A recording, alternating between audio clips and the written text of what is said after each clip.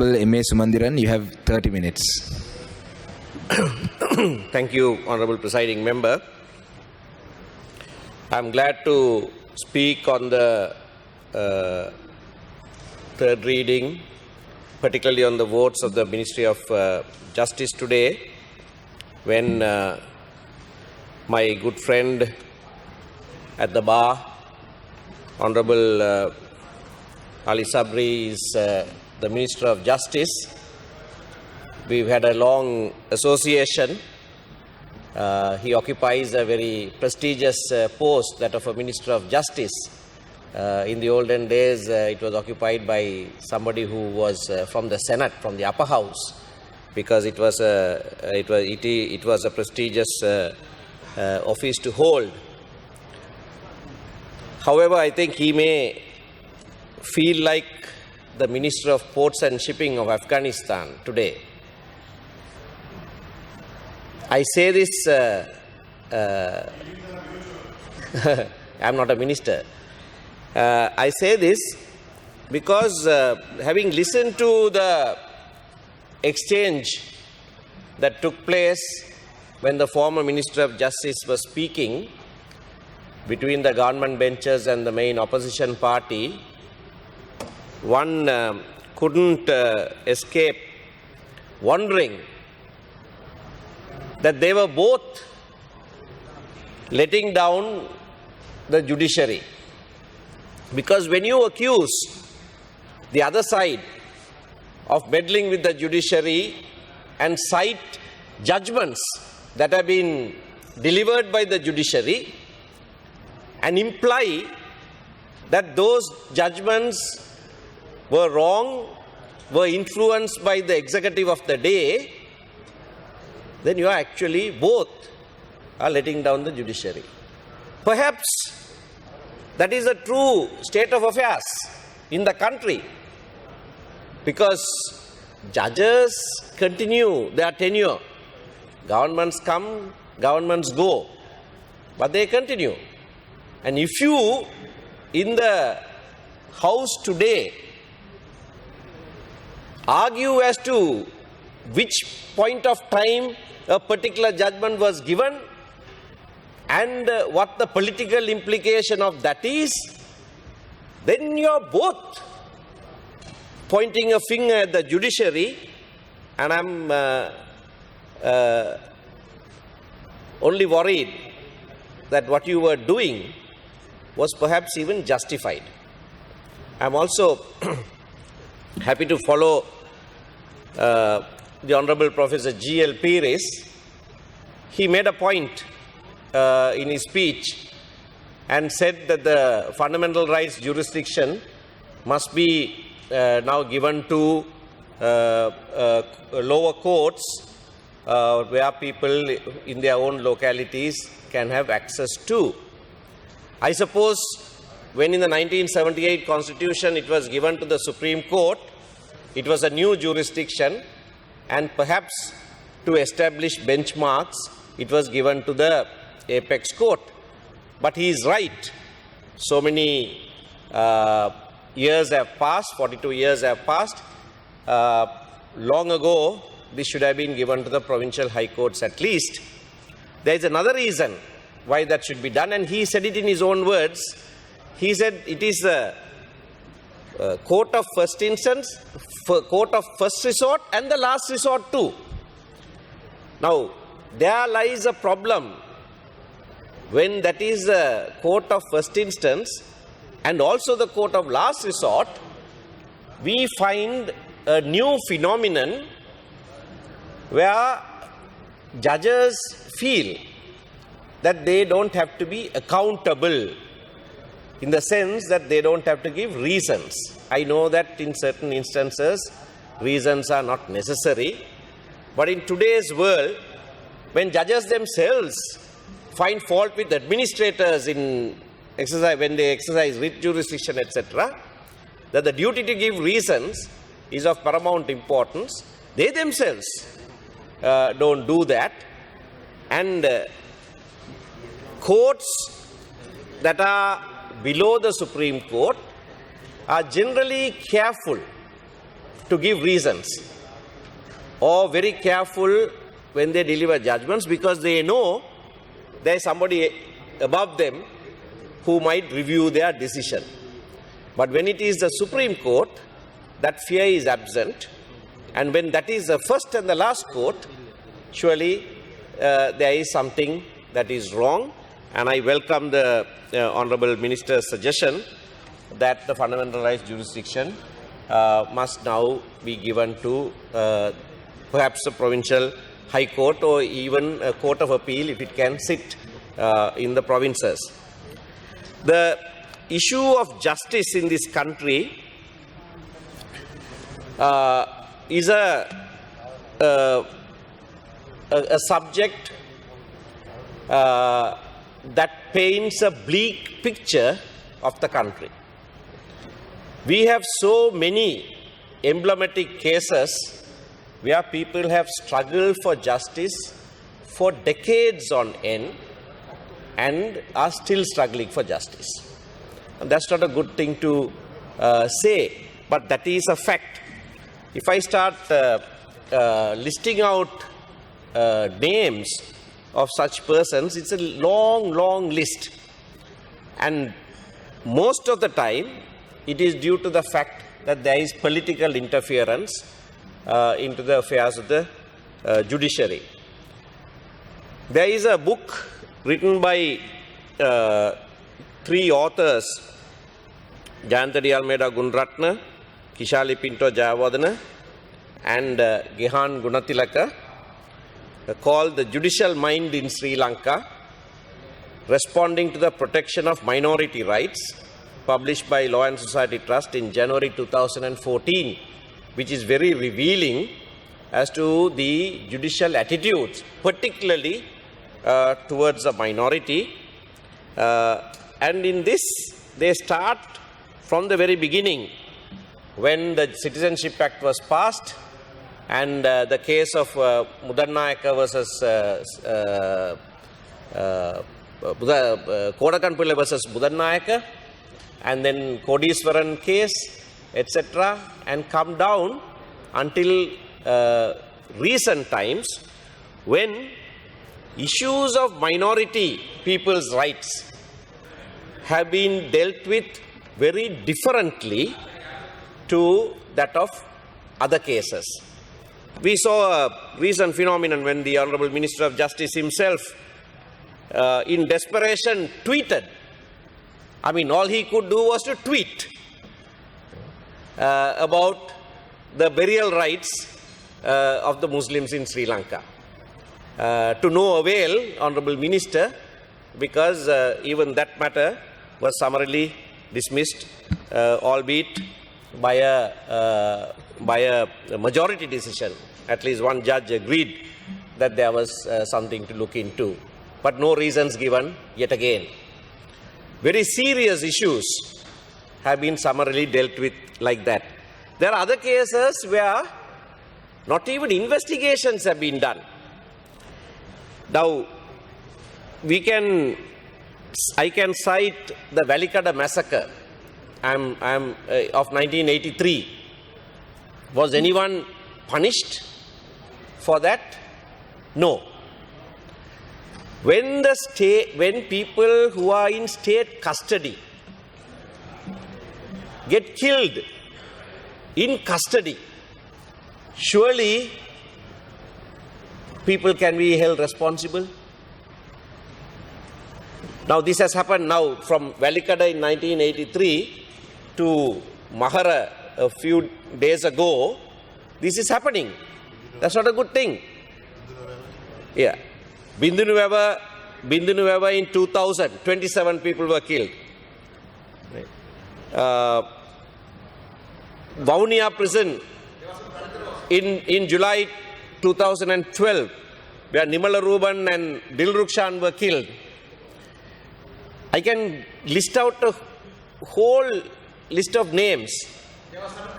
Yeah, Kalutara. But the point is, no, I'm talking about custodial deaths. I'm talking about custodial deaths of a government that calls itself a democratic government, a government that government that says that you have the best judicial system in the country. How can custodial deaths go unpunished? I'm not saying that it happened. It shouldn't happen. But even when it happens, it goes unpunished. That's the greatest slur to a justice system of any country. I think it was Winston Churchill who said, the soul of a nation is judged by how you treat your prisoners. How are prisoners treated? I mean, the Vaunia case that I mentioned, Nimalaruban and Dilrukshan, they were held there on suspicion. Young men, they were beaten to death. Several of their limbs, there were several fractures in their limbs when they were beaten. There were fundamental rights cases filed in respect of Nimalaruban. Leave to proceed was refused by a person who occupied the office of Chief Justice and had to then leave that post. Now you have made him permanent representative to the UN. You can't find a better person. He made comments from the bench that is recorded in the published works by several organizations, even this book that I mentioned, that should never have come from any judge. Now, Kumarapuram. Now I am going to areas where there are, it wasn't custodial deaths, but nevertheless, large numbers of people were killed. 24 were killed in Kumarapuram. Mirusuvil, a few people were killed. One person was punished, but he was recently pardoned. What's the message? What's the message that the country gives? Even in the rarest of rare cases, where you want to show that something is happening and there is a conviction in the original court, either the appeal court releases the people, or even if that doesn't happen, there is an executive pardon given. The Honorable Leader of the House responded to Honorable Taratha Athukorala about Honorable Sivanesathura Chandrakanthan's case and said 4.5 years he was in remand. 4.5 years. He thought that was a long time. I do concede 4.5 years in remand is a long time. But what about the Tamil political prisoners? He used that word. He said, Deshapalana Sirakaruvat lesa salakanwada kila aywa. What has happened to the actual Tamil political prisoners? I am not talking about Sivanesathura Chandrakanthan, who is accused of murdering Tamil National Alliance parliamentarian Joseph Parrajasingam on the 24th December night when he was attending Mass in the Batticaloa Cathedral. But what about the actual political prisoners? How long have they been in remand? Why are you not rising for the rights of those persons? They have been in remand for 20 years, 25 years, some over 30 years. Now why can't they be released? Why doesn't the Honorable Attorney General consent to bail in that case? Why does he consent to bail to only Sivanesathura Chandrakanthan under PTA? In one case, the AG takes a position that he can consent to bail. In another case, he says, no, under the Prevention of Terrorism Act, under Section 7(1) proviso, in the High Court, I have no discretion to consent to bail. Why these double standards? I am talking about double standards in all of these cases. What about the Trinco 5? What about the Trinco 5?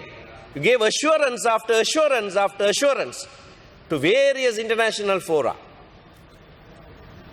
No justice for those 5 students. What about the Muthoor ACF workers, 17 of them? What about the 11 youth who were abducted in Colombo? Where is justice for all of that? I mentioned Joseph Parrajasingam. What about Raviraj? What about Sivanesan? 3 honorable MPs of this house, murdered while they were sitting MPs. Ravi Raja's case came up before the High Court in Colombo before a Sinhala-speaking jury. Under the PTA, there is no jury trial. But he was charged for murder as well under the penal code just to enable a jury trial. And after a long trial, they were acquitted. The Attorney General has appealed.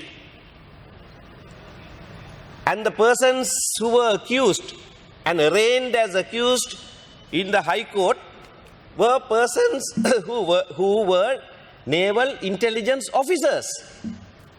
The Attorney General himself indicted them. So, the involvement of the state, and particularly that of the intelligence component of the state, was admittedly conceded by the Honorable Attorney General himself.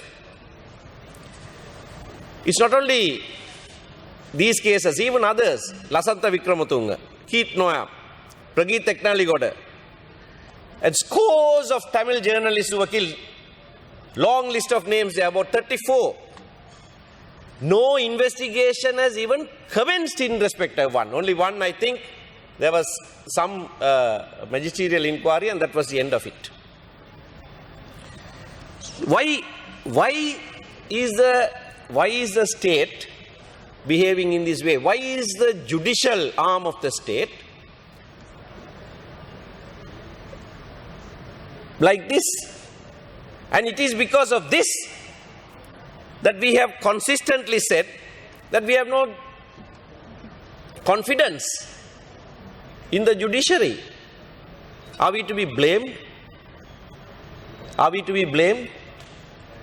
When you yourself trade allegations against each other. Just hours ago, you did that. How are we to be blamed when we are almost always, at the butt end of justice? So that is why, in respect of serious crimes that have been committed in this country, that is why, in respect of international crimes that have been committed in this country, we have asked for international involvement, international inquiry, international judicial processes. How can you deny that? How can you say no when we can lay bare before you, not only we, you yourself did that a little while ago. You laid before the entire world the depths to which your judicial system had sunk. You were, so vociferous. You thought you were accusing the other side, but you were in fact accusing the judiciary. And as I said, justifiably so. Take some recent examples. And I want to pick one example of a colleague of mine, Hijaz Hizbullah, a brilliant lawyer. Honorable Minister of Justice knows that very well. A brilliant young lawyer, denied justice for 8 months. What are you doing for 8 months? If you had evidence that he was involved in anything at all, you could have charged him with that. What are you doing for 8 months? All kinds of false allegations were made against him. When his house was searched and he was arrested, Honorable Minister, they took away 2 of his case briefs. Not even in a court of law can questions be asked with regard to communication between client and attorney, and you know that very well. There are only 2 instances of privilege. One husband-wife and the other is attorney-client privilege. That's how sacrosanct communication between a lawyer and his client is. But they took even his client's files. Can't he have clients? Can't he handle cases for people who are later found to have committed other crimes? Is a lawyer to be blamed? All right, even if you did that, in those files, if you found anything, you could have brought that to light. You could have produced him before court. Nothing. Nothing to date. All kinds of spurious allegations are being made. Something about a school, that he was involved in some school. Now that school is still functioning. Nobody else has been arrested in respect of that school. That school is functioning. Everybody is happily running that school. But he is detained for involvement in that school. I mean, funny state of affairs. Funny ministry. He was said to have got assistance from Kata Charity. Now Kata Charity is still running. Is still involved. State is beneficiary as well. Now, so what is wrong with Kata Charity? If you can have it, you can still use it. You accuse him of being involved with Kata Charity. There is not an iota of it. I have not spoken about Hijaz Hizbullah until today. For good reason. If there was something against him and there were investigations, let the investigators be free to find evidence against him. But after 8 months, his wife just gave birth to a child. He hasn't been able to even see his wife. Access to lawyers have been denied. I know you will say it was given sketchily here and there, given with a police officer sitting there and writing down every word that is spoken. Is that, I mean, you are a trained lawyer, right? Is that access? I'm picking one case, one emblematic case to show how many thousands more are suffering like this. I'm picking that case because he's a lawyer. If you treat a lawyer like that, how do we expect you to treat anybody else any better? A lawyer who is well known, a lawyer who is regarded as a brilliant advocate in our courts, is being treated like this. Any other minister wouldn't want to don the hat of Minister of Justice at a time like this. They would resign and go home. That is why I said you must be feeling like the minister in Afghanistan of ports and shipping. That's the kind of state this country is in with regard to justice. Take the independent commissions. Those commissions are supposed to be independent. By the acts that this legislature has passed, by that word, it means that the tenure of the members who are appointed to it is secure. There is a removal procedure. There is a removal procedure by this House for cause. But what's happening? You think you are in some 18th century where people hold office only during your pleasure. What's the meaning of independent commission then? What's happening to the Human Rights Commission? There are persons whose tenure goes well beyond. Why are you putting pressure on them to resign? Why are you trying to appoint people while you have sitting members in that commission? This happened in the Eastern Province. The Eastern Province Public Service Commission was there. And the new governor went and appointed another person as the chairman of the Public Service Commission. Fortunately, we were able to go to the writ court and get a quo warranto on that man and redress it. Next thing we know is that they've all been sacked. She doesn't have powers to sack an independent commission. What's the point of having an independent Public Service Commission in the province if the governor can sack persons like that? Honorable Surendra Raghavan is not here. He tried that in Jaffna and failed when he was in the northern province and failed. Now the latest from yesterday, we are seeing this news about the Public Utilities Commission of Sri Lanka. I would have liked the Honorable Vasudeva Nanayakara to be here when I spoke on this. He wrote to the Prime Minister. He wrote to the, as Minister for Water Supply, and Utilities, he wrote to the Prime Minister and said this is an important commission. But what happened? The Secretary to the Treasury says, we have abolished this commission. How can you abolish a commission that is set up by law? PUCSL was set up by law in 2002 by Act of Parliament. And it says it's an independent commission. How can you, I think this is executive diktats. Perhaps work like this. The president doesn't like something, even if it was passed by Parliament, he says, get rid of it. As he said, whatever I say, my words are the circular. That's why he says circular. He is now called Sir. Cular. So, Honorable Member, you that's have 2 more minutes. Thank you.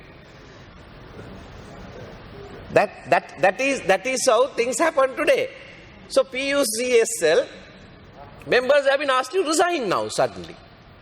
Now why are they being asked to resign? Why are they being asked to resign? And very serious. This is very serious. Secretary to the Treasury calls and tells them to resign and threatens them. If not, there will be a parliamentary procedure like what happened to Shirani Bandaranaike.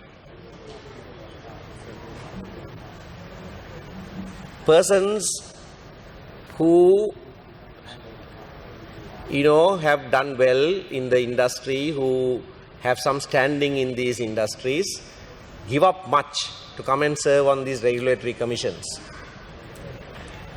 They don't want to be dragged through mud. They don't want to be victimized politically like this. So they will resign and go. But what happens to the governance? What happens to all of these through ages, through decades? This parliament has established laws so that governance is better, that regulatory functions are done by independent persons. You may not like it. This is not something new, not something surprising. The executive generally doesn't like regulators. But that is desirable. That's the way it ought to be, and that's the way this parliament has willed that it should be.